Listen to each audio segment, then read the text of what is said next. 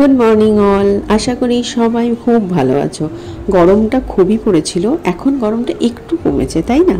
তো যাই হোক, গরম কমলেও পুরোপুরি গরম কমেনি। তাই জন্য খাবার দাবার আর ড্রেস ভীষণ বুঝে করতে হবে। সানডেতে কার কী প্ল্যান? নিশ্চয়ই প্ল্যান তো থাকবেই, আর সানডে মানেই একটা আলাদা ব্যাপার।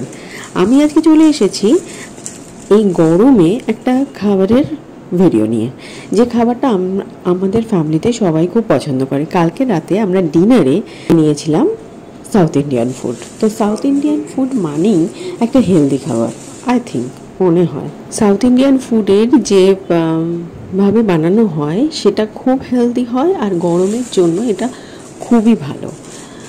তো নিয়েছি, এখানে আছে ধোসা, আর আছে ইডলি, আর তো কারা কারা এই ফুডটা ভালোবাসো অবশ্যই কমেন্টের মাধ্যমে জানিও।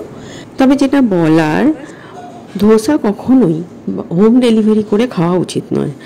কালকে আমাদের কোনো উপায় ছিল না, সেই জন্যই আমরা হোম ডেলিভারি করে নিয়েছিলাম।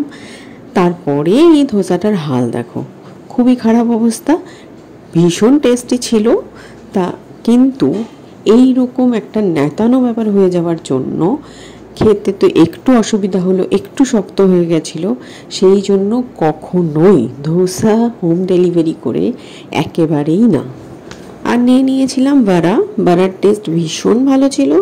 এটা ধোসাওয়ালা থেকে নেওয়া হয়েছে, রাজারহাট ধোসাওয়ালা থেকে। এর আগের ভিডিওতে আমার এর রিভিউ দেওয়া আছে, খুবই ভালো টেস্ট। আর ইডলিটাও ভীষণ ভালো ছিল।